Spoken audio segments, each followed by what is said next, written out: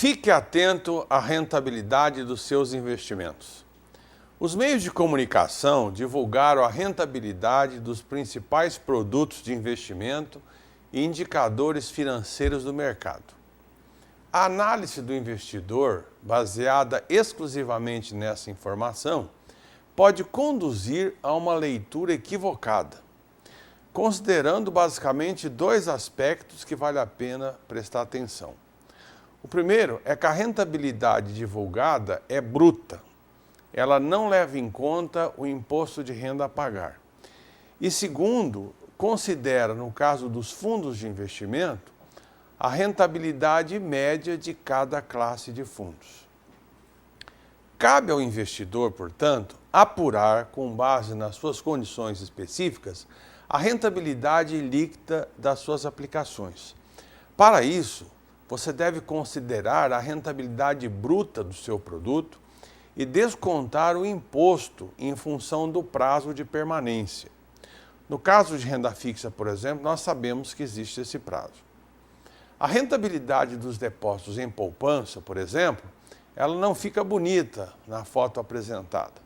Ela parece pequena, tímida, inferior, quando comparada a outras aplicações em uma mesma tabela. Mas essa comparação ela é injusta, pois a rentabilidade da poupança é a única isenta da incidência do imposto de renda e acaba sendo comparada indevidamente com a rentabilidade bruta das outras aplicações. As aplicações em CDB, em fundos de investimento e planos de previdência, entre outras, estão sujeitas ao pagamento do imposto de renda.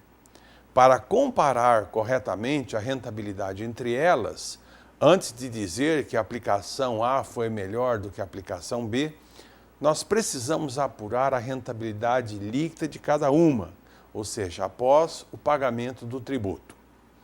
Essa não é uma tarefa simples e talvez isso justifique a simplificação adotada pelos meios de comunicação ao publicar a rentabilidade bruta de cada produto, deixando para o investidor a tarefa de apurar o ganho líquido. Nós vamos observar agora, em uma figura que já mostro aqui para vocês, a rentabilidade bruta, a rentabilidade líquida e a rentabilidade real líquida, ou seja, deduzida a inflação e o imposto de renda de alguns produtos. Essa rentabilidade, ela se refere ao período de 12 meses, o acumulado até o mês de março de 2013, e considera o imposto de renda de 15% sobre os fundos de investimento, aplicável no caso de operações com prazo superior a 2 anos. Para calcular a rentabilidade real, nós utilizamos uma inflação de 6,59% no período, que foi medida pelo IPCA. A poupança nova não foi incluída, por ainda nós não termos completado um período de 12 meses até março de 2013. Dá mais trabalho para o investidor apurar essa tal rentabilidade líquida, mas eu insisto que a apuração seja feita para que você tenha a informação correta da quantidade de dinheiro que entraria no seu bolso com o resgate da operação. Vamos então verificar como é que ficaram agora essas aplicações, levando-se em conta o imposto de renda e a taxa de inflação. Vejam vocês que nós temos aqui preparado com todo carinho pela nossa produção a poupança antiga, o fundo DI, fundo de renda fixa, o fundo de renda fixa índices, que é outra modalidade, o chamado fundo multimercado, fundo de ações livre e um fundo cambial. Nessa primeira coluna, observe que nós temos a rentabilidade bruta, sem considerar o imposto e a inflação. Então, nós tivemos aqui como rentabilidade bruta, a poupança deu 6,17%, nós tivemos alguns destaques, o fundo de renda fixa índice deu 14,86%, o fundo de ações Ibovespa apresentou-se negativo, com 11,34%, né? Um fundo cambial foi 11,25%, enfim, nós temos aqui as taxas de rentabilidade bruta. Agora aqui, as taxas de rentabilidade líquida, ou seja, se você desconta o imposto de renda, o que nós observamos? Nós observamos que esses números aqui estão agora com outro valor. Ou seja, nós temos a nossa poupança que continua igual, com 6,17, porque você não paga o imposto, mas esse fundo DI, por exemplo, olha, de 7,68 cai para 6,53. Né? O nosso fundo de renda fixa índice, que estava dando 14,86, cai para 12,63. Né? Um fundo de renda fixa que estava dando 10,96 cai para 9,32. Então nós temos aqui taxas menores aqui em função do imposto de renda. Agora, se nós descontarmos a inflação, né, nós temos essa terceira coluna que é a rentabilidade real líquida, ou seja, descontando o imposto e a inflação. Vejam vocês que a poupança, no fundo, se nós descontarmos a inflação, nós perdemos 0,38%. O fundo DI também nós perdemos 0,05%. Já no renda fixa, descontando a inflação, nós tivemos um ganho de 2,57%. Né? O renda fixa índices foi o que apresentou o melhor resultado, com 5,67%, mas o ações Ibovespa, olha, perdeu 18%, o ações livre perdeu menos 6,3% e o cambial, né, deu um ganho aí marginal de 2,80%. Então, vejam bem, essa coluna é rentabilidade bruta, essa aqui é descontando o imposto de renda e esta aqui é descontando também a inflação. Nós vamos agora, numa próxima figura, demonstrar uma outra análise que deve ser feita quando você pode avaliar a rentabilidade do seu investimento em relação ao indicador financeiro que nós usamos como parâmetro de cada produto. O investidor saberá se o desempenho dos seus produtos foi superior ou inferior ao que a gente chama de benchmark, ou seja, se nós utilizarmos a rentabilidade média dos fundos, por exemplo, nós podemos calcular a rentabilidade relativa, ou seja, em relação a esse parâmetro que nós estamos estabelecendo como parâmetro de mercado. Periodicamente, você deve fazer a sua lição de casa e você sempre deve avaliar sua carteira de investimentos, comparando-a com os indicadores financeiros e a rentabilidade média de mercado. Vamos ver agora na próxima figura como é que está o desempenho desses fundos em relação a esse parâmetro de mercado. Então nós temos aqui, nós escolhemos algumas operações, o fundo DI, renda fixa índices, Ibovespa e o cambial. Essa é a rentabilidade bruta e aqui nós temos o que nós chamamos de benchmark, ou seja, são os valores que nós podemos usar como rentabilidade média do mercado, como se fossem os melhores índices a serem comparados. Vejam que os fundos DI apresentaram 7,68, então acima da rentabilidade colocada como padrão, que seria esperado, de 7,55. Né? Nós temos aqui o renda fixa com 10,96 e o padrão foi 7,55. O índice, o padrão é 7,55 também, ele deu 14,86. Aqui, na realidade, nós temos no padrão menos 12, aqui caiu menos 11. Né? Então, você pode estar comparando a rentabilidade dos seus produtos com um padrão de mercado e observando qual foi a variação desses indicadores. É muito importante, então, fazer essa diferenciação. O que é rentabilidade bruta, o que é rentabilidade líquida e o que é rentabilidade real líquida, ou seja, descontando-se, inclusive, no período, a taxa de inflação. Cuidado com o cartão de crédito. Nos últimos anos, os cartões de crédito e débito passaram a fazer parte da vida do consumidor brasileiro com mais frequência.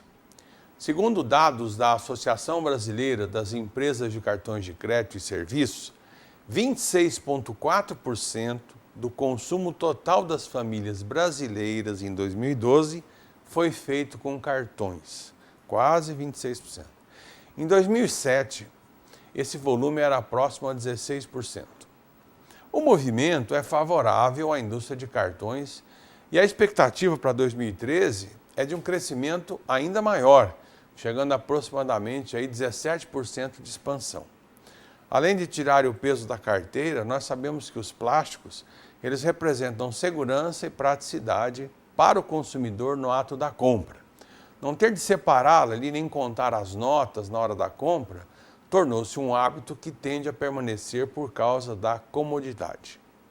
O usuário também pode manter-se livre de custos até a data de vencimento da fatura e até usufruir aí dos programas de pontos. Contudo, o consumidor deve sempre tomar cuidado para não cometer o que nós chamamos de suicídio financeiro por causa do cartão. É muito fácil se perder no orçamento e acabar gastando mais do que é possível pagar. Os juros adotados no Brasil para a modalidade de crédito são os maiores juros do mundo, podendo chegar a taxas de mais de 200% ao ano. Nos Estados Unidos, para você ter uma ideia, quem usa cartão de crédito paga uma taxa de 13,1% ao ano, né? Então, o cartão, se ele for bem utilizado, ele poderá servir como um grande auxiliar financeiro. Mas se não houver um controle, os juros do crédito e do cheque especial não serão amistosos, podendo até ser interessante, em algumas ocasiões, tomar emprestado em outras modalidades com juros menores para poder refinanciar de uma forma mais adequada a sua dívida no cartão. Então, portanto, cuidado com o uso do cartão. É um aliado, é um meio de pagamento excepcional, tem uma série de vantagens, mas exige controle, exige cautela para você não se desequilibrar financeiramente. A expansão internacional e as micro e pequenas empresas. Olha aí, driblar a concorrência e ganhar economia de escala, que é aquilo que você ganha reduzindo o custo quando você produz bastante, são algumas das vantagens competitivas que as micro e pequenas empresas podem adquirir quando elas buscam a chamada internacionalização. Ao expandir os seus negócios, além da exportação, o pequeno empreendedor ele tem outros caminhos para atingir os mercados de fora que se tornaram mais acessíveis com o que se chama por aí de globalização.